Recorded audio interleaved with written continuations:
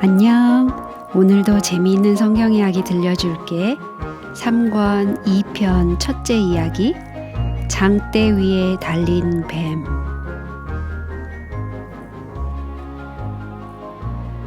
아론이 죽은 지 한 달 만에 모세는 이스라엘 백성들에게 장막을 걷고 약속의 땅을 향하여 한 번 더 옮겨가는 명령을 내렸어요. 그는 이제 남은 시간이 얼마 없다는 것을 알고 있었어요. 광야에서 방황하는 40년이 거의 끝나가고 있었어요. 모세 이외에도 장막에 있는 많은 사람들이 그 기간을 계산하고 있었어요.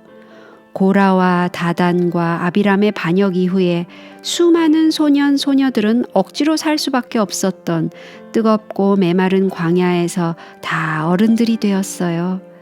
그들은 세월이 지나기를 기다리고 가나안에 들어가는 날을 고대하면서 결혼을 하고 아기를 낳았어요.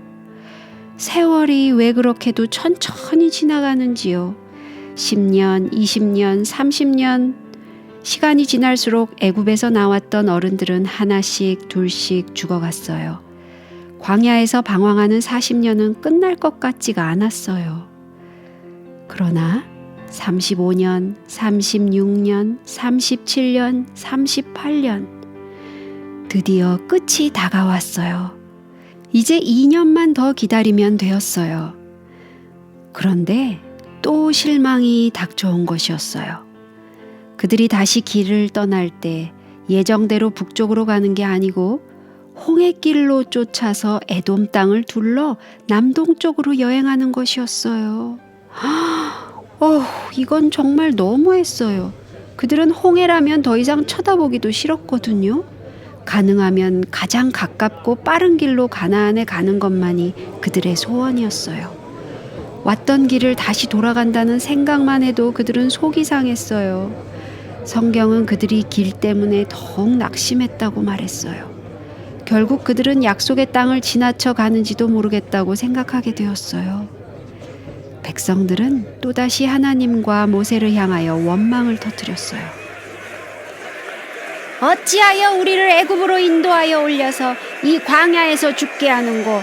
이곳에는 식물도 없고 물도 없도다. 우리의 마음이 이 박한 식물을 싫어하노라.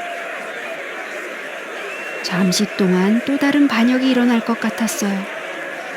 그런데 갑자기 무서운 일이 터져서 모든 사정은 달라지고 말았어요. 광야의 사방에 독사들이 나타난 것이었어요. 헤아릴 수도 없이 많은 독사들이 천막이고 이불이고 마차고 밥그릇이고 할 것 없이 슬금슬금 기어다녔어요.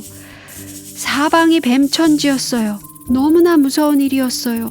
수많은 사람들이 뱀에게 물려서 죽어갔어요.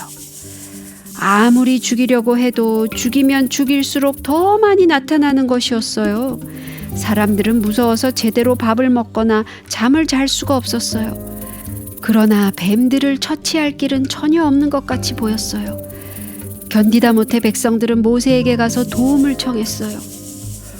우리가 여호와와 당신을 향하여 원망함으로 범죄하였사오니 여호와께 기도하여 이 뱀들을 우리에게서 떠나게 하소서. 모세는 백성들을 위해 기도했어요. 그런데 하나님께서 모세에게 내리신 명령은 정말 이상한 것이었어요.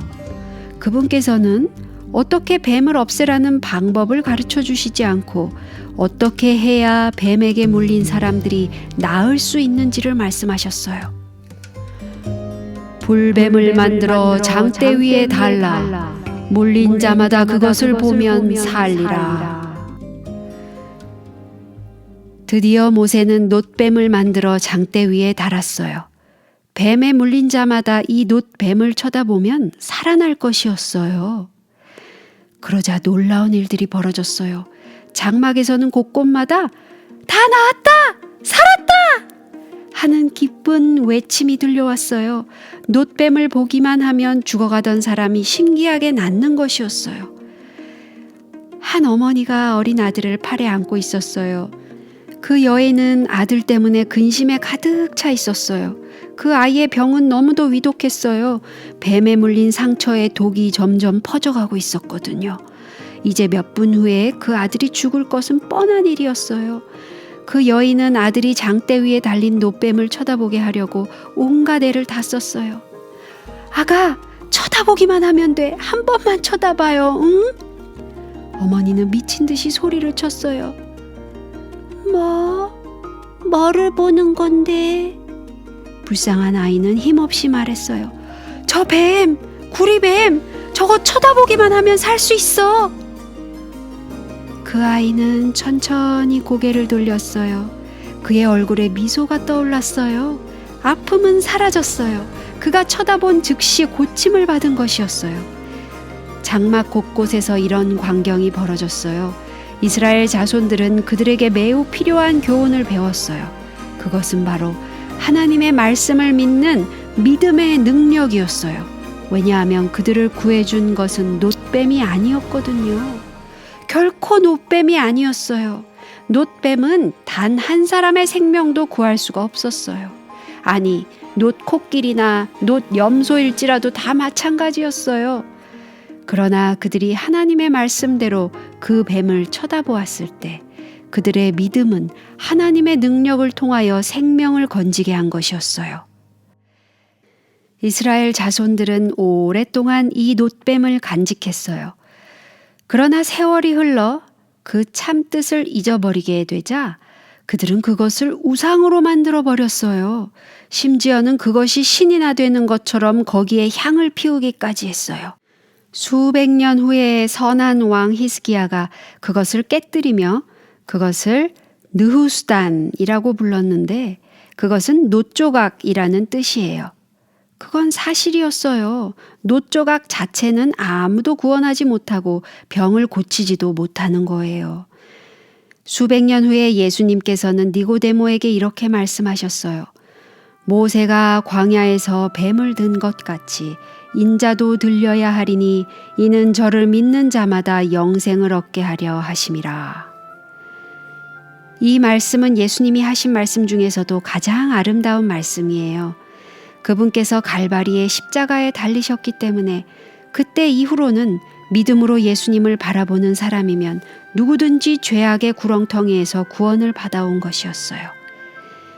그 약속은 지금도 든든히 세워져 있어요. 그것은 바로 여러분을 위한 것이에요.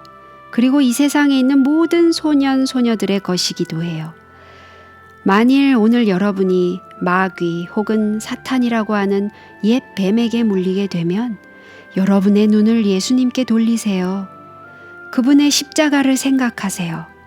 누구든지 그분을 믿으면 멸망치 않고 영생을 얻는다는 그분의 약속을 기억하세요. 그러면 하나님의 생명이 여러분의 생명 속에 들어가서 여러분을 고쳐주고 깨끗하게 해주고 용서해주는 능력이 될 거예요. 오늘 이야기는 여기까지야. 다음에 또 재미있는 성경 이야기 들려줄게. 안녕.